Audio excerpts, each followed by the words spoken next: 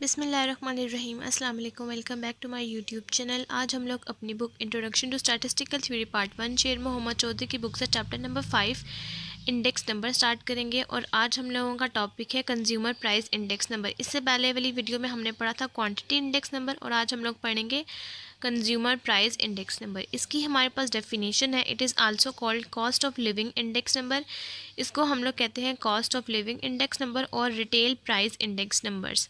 A monthly price index number that is used to measure the change in prices of basket of goods and services is called consumer price index number। इसमें हम लोग क्या करते हैं कि जो भी हमारा मंथली प्राइस इंडेक्स होता है, यानी कि मंथली में जितना भी हमारे पास बजट होता है उसमें हम लोग कितना गुड्स और सर्विसेज यूज़ करें, यानी कि हम क्या क्या यूज़ कर रहे हैं, उसको हम लोग कंज्यूमर प्राइस इंडेक्स नंबर कहते हैं।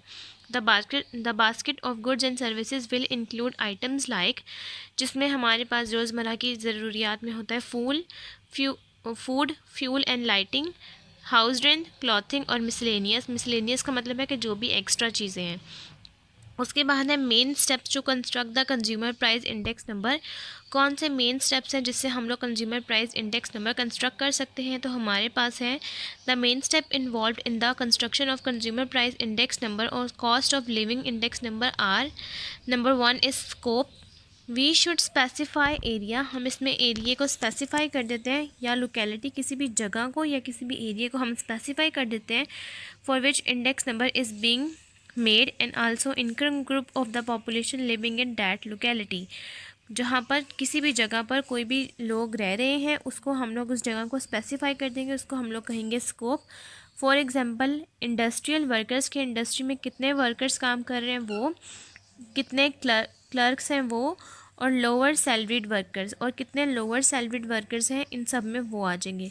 नेक्स्ट पे हम लोग इसकी सेकंड टाइप डिस्कस करते हैं। सेकेंड टाइप है हमारे पास family budget inquiry and allocation of wait.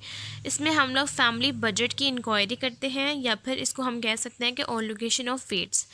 The inquiry should include questions about quality and quantity of goods and services consumed and amount of money spend on them under various items.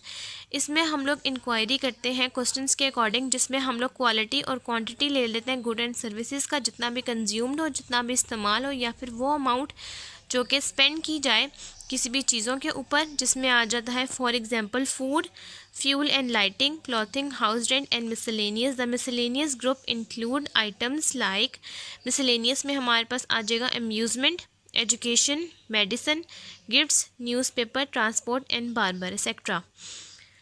उसके बाद है हमारे पास third point allocation of price data. इसमें हम लोग पढ़ते हैं the next step is to allocate price data for the basket of goods and services for 2 period, जिसमें है हमारे पास बेस ईयर और करंट ईयर। इसमें हम लोग 2 तरह की प्राइजेस को लेते हैं, एक आता है बेस ईयर और करंट ईयर। हमारे पास बुक में ये थर्ड वाली जो टाइप है इसका नाम वहाँ लिखा हुआ है पीस डाटा। इसको आप लोग करेक्ट कर लेंगे, ये है प्राइस डाटा। उसके बाद है the price quotations should be taken from these shop which are situated in that locality for which index number is being constructed. And number 4 type computation of consumer price index number. इसमें हम लोगों के पास 2 तरह की types हैं consumer price index number में। जब आपके पास किसी भी क्वेश्चन में मेंशन हो कि आपने consumer price index number find out करना है, तो आपने ये दोनों मेथड जो हम लोग आगे जाके डिस्कस करेंगे, आपने ये दोनों अप्लाई करने हैं। अगर हमारे पास आए कि आपने कंज्यूमर प्राइस इंडेक्स नंबर का स्पेसिफाई कर दिया जाए कि ये वाला मेथड यूज़ करना है, तब आपने सिर्फ वही वाला करना है, और जब स्पेसिफाई ना हो तो आपने दोनों मेथड अप्लाई करने हैं। नंबर 1 मेथड है हमारे पास एग्रीगेट एक्सपेंडिचर मेथड। इसमें हम लोगों के पास जितना भी हम लोगों का एक्सपेंडिचर है उस सब का एग्रीगेट आ जाता है। In this method the quantities of commodity consume by the particular groups in the base year are estimated and these figures or their proportions are used as weight, जिसमें हमारे पास फार्मूला है PON is equals to summation PN Q not divide by summation P not Q not multiply by 100। ये इसका formula है, जिसमें हमारे पास PN आ जाता है price of current year, P naught आ जाता है प्राइस ऑफ बेस ईयर, और Q नॉट आ जाता है quantities consume in the base year.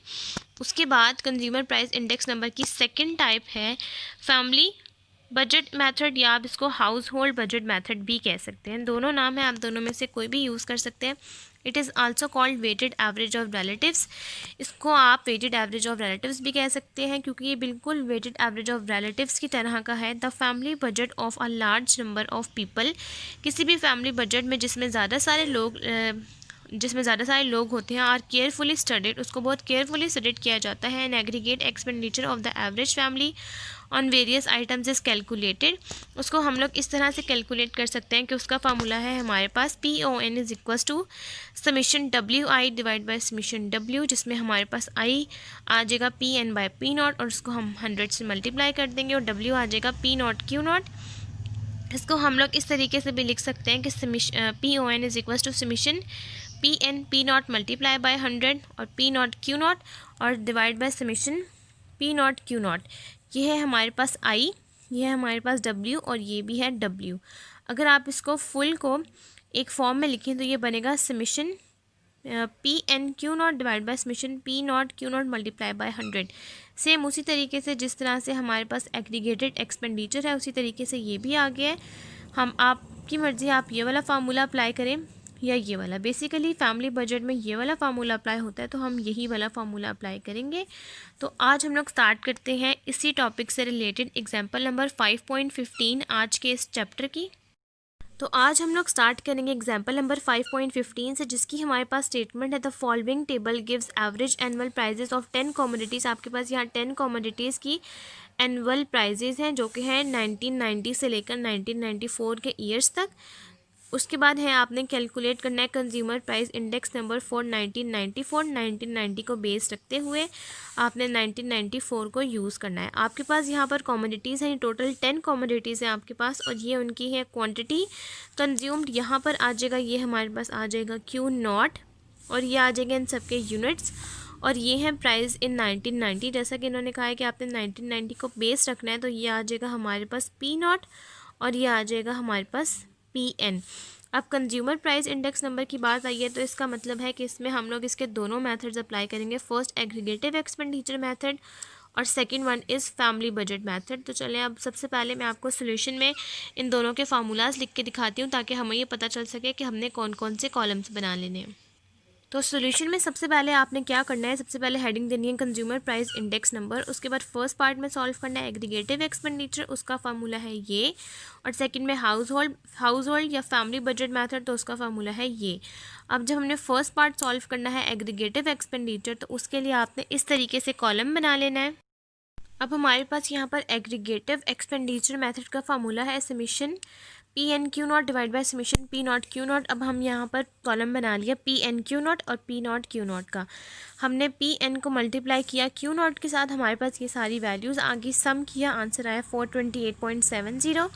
और PN को मल्टीप्लाई किया P0 को मल्टीप्लाई किया Q0 के साथ तो हमारे पास ये सारी वैल्यूज़ आ गई और सम किया तो आंसर आया 297.25।